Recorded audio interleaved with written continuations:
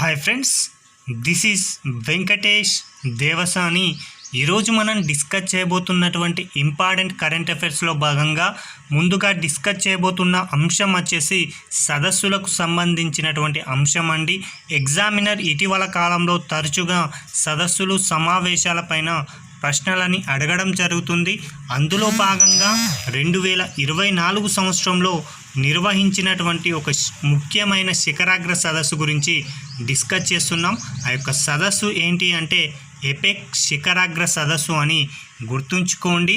అసలు ఎపెక్ అంటే ఏంటి అనేది అబ్రివేషన్ కూడా మనకి తెలిసి ఉండాలి.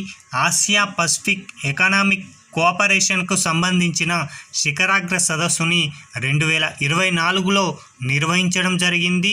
ఈ యొక్క సదస్సును తెలుగులో ఆసియా పసిఫిక్ ఆర్థిక సహకార మండలి అని కూడా పిలవడం జరుగుతుంది. అలా 2024లో నిర్వహించిన ఎపెక్ శిఖరాగ్ర సదస్సు ఎన్నవ ఎడిషన్ అంటే మాత్రం 31వ ఎడిషన్ అని గుర్తుంచుకోండి. ఈ యొక్క శిఖరాగ్ర సదస్సుకి ఆతిథ్యం ఇచ్చిన దేశం వచ్చేసి పెరు అనేటువంటి దేశం అని గుర్తుంచుకోండి. అయితే ఈ యొక్క ఎపెక్ యొక్క స్థాపన అనేది ఎప్పుడు జరిగిందని ఎగ్జామినర్ జీకే పాయింట్ ఆఫ్ వ్యూలో అడగడానికి అవకాశం ఉంది. కాబట్టి 1989 అని గుర్తుంచుకుంటే సరిపోతుంది. అయితే ఇందులో ఉన్నటువంటి మొత్తం సభ్య దేశాలు 21 సభ్య దేశాలు ఉండడం జరిగింది. అయితే ఇందులో భారత్కు సభ్యత్వం ఉన్నదా అంటే భారత్కి సభ్యత్వం లేదు. అదేవిధంగా ఈ యొక్క మన ప్రత్యర్థి మన శత్రు దేశమైనటువంటి చైనాకు మాత్రం ఇందులో సభ్యత్వం కలదు అని గుర్తుంచుకోండి. ఈ యొక్క ఎపెక్ యొక్క శిఖరాగ్ర ఈ యొక్క ఎపెక్ సంస్థకు సంబంధించిన ప్రధాన కార్యాలయం ఎక్కడ ఉంది అంటే సింగపూర్ అని గుర్తుంచుకోండి.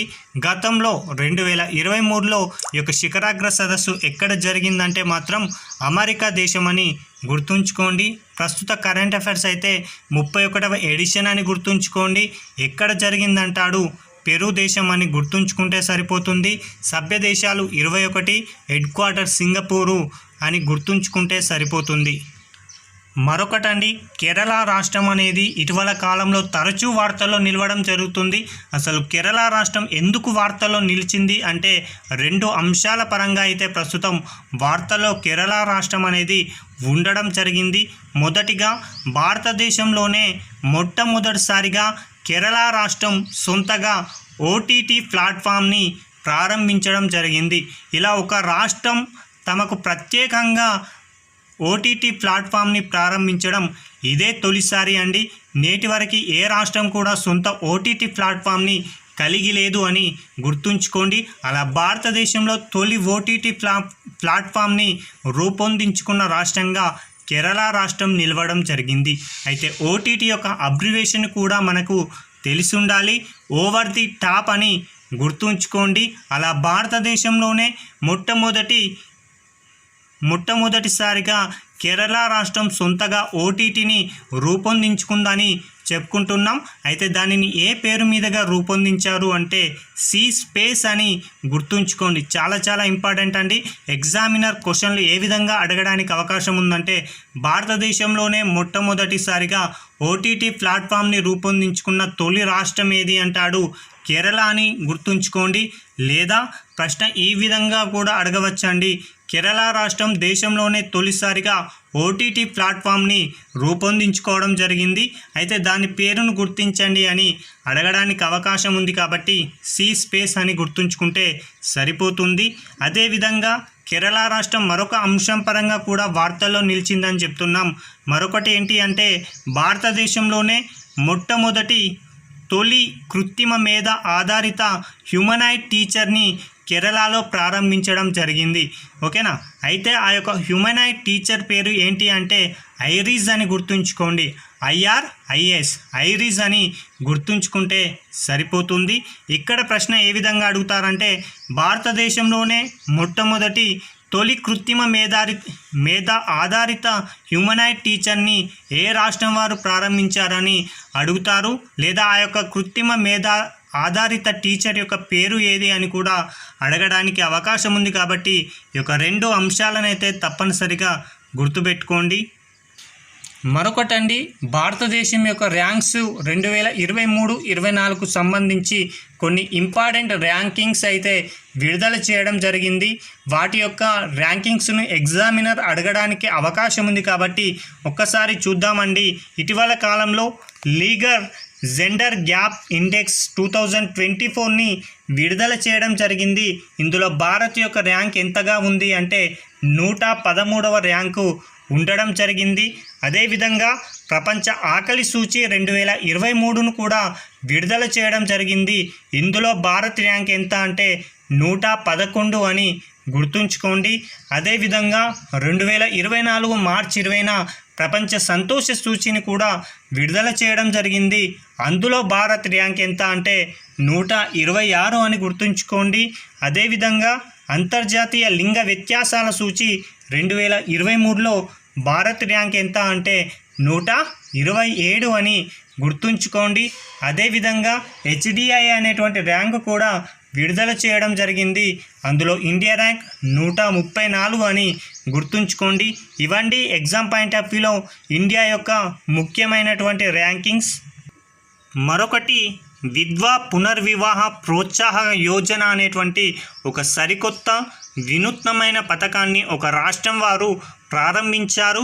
అయితే ఆ యొక్క పథకం యొక్క ముఖ్య ఉద్దేశం ఏంటో మనకి తెలిసి ఉండాలి. దేశంలో తొలిసారిగా వితంతు మహిళల కోసం వితంతు పునర్వివాహ ప్రోత్సాహక పథకాన్ని ఇటీవల కాలంలో జార్ఖండ్ రాష్ట్రం ప్రవేశపెట్టడం జరిగింది. ఇలా దేశంలోనే తొలిసారిగా ఇలాంటి పథకాన్ని ప్రవేశపెట్టిన రాష్ట్రంగా జార్ఖండ్ అనేది నిలవడం జరిగింది. ఈ పథకం కింద వితంతువులు మళ్ళీ వివాహం చేసుకుంటే రాష్ట్ర ప్రభుత్వం 2 లక్షల ఆర్థిక సహాయాన్ని కూడా అందించడం జరుగుతుంది. కాబట్టి ఎగ్జామ్ పాయింట్ ఆఫ్ వ్యూలో గుర్తుంచుకోవాల్సిన అవసరం ఏంటి అంటే ఇటీవల కాలంలో దేశంలోనే తొలిసారిగా వితంతు మహిళల కోసం వితంతు పునర్వివాహ ప్రోత్సాహ పథకాన్ని ప్రవేశపెట్టిన రాష్ట్రం ఏది అంటాడు జార్ఖండ్ అని గుర్తుంచుకోండి. లేదా విద్వా పునర్వివాహ ప్రోత్సాహ యోజన కింద వితంతు మహిళలు మళ్ళీ వివాహం చేసుకుంటే ఎంత మొత్తంలో ఆర్థిక సహాయాన్ని అందిస్తారని కూడా ప్రశ్న అడగడానికి అవకాశం ఉంది. కాబట్టి 2 లక్షల అని గుర్తుంచుకుంటే సరిపోతుంది.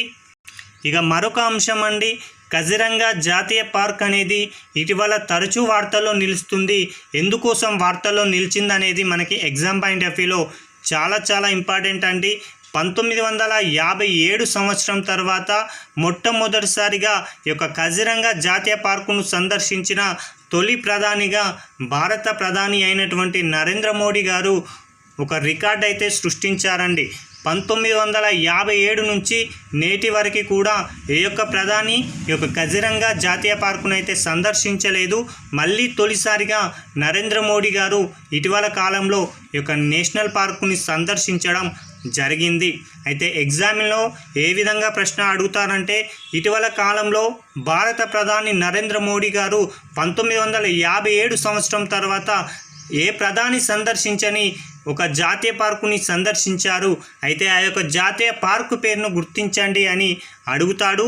లేదా ఇటీవల కాలంలో భారత ప్రధాని నరేంద్ర మోడీ గారు సందర్శించినటువంటి కజిరంగా జాతీయ పార్క్ అనేది ఏ రాష్ట్రంలో ఉందని అడుగుతాడు. కాబట్టి అస్సాం రాష్ట్రం అని గుర్తుంచుకోండి. లేదా ఇటీవల కాలంలో భారత ప్రధాని నరేంద్ర మోడీ గారు కజిరంగా జాతీయ పార్కుని అస్సాంలో ఉన్నటువంటి కజిరంగా జాతీయ పార్కుని సందర్శించడం జరిగింది. అయితే ఈ యొక్క కజిరంగా జాతీయ పార్క్ అనేది దేనికి ప్రసిద్ధి అని అడగడానికి అవకాశం ఉంది. కాబట్టి ఈ యొక్క కజిరంగా జాతీయ పార్క్ అనేది ఒంటి కొమ్ము ఖడ్గ మృగాలకి ప్రసిద్ధి అని గుర్తుంచుకుంటే సరిపోతుంది. ఇవండి ఈ రోజుకు సంబంధించిన ముఖ్యమైనటువంటి కరెంట్ అఫైర్స్. మళ్ళీ చెప్తున్నాను, ఎవరైతే ఈ యొక్క కరెంట్ అఫైర్స్కి సంబంధించిన పీడిఎఫ్లు కావాలి అనుకుంటే మన టెలిగ్రామ్ ఛానల్లో జాయిన్ అయ్యి ఈ యొక్క పీడిఎఫ్ని డౌన్లోడ్ చేసుకొని చదువుకోగలరని ఆశిస్తూ థ్యాంక్ యూ.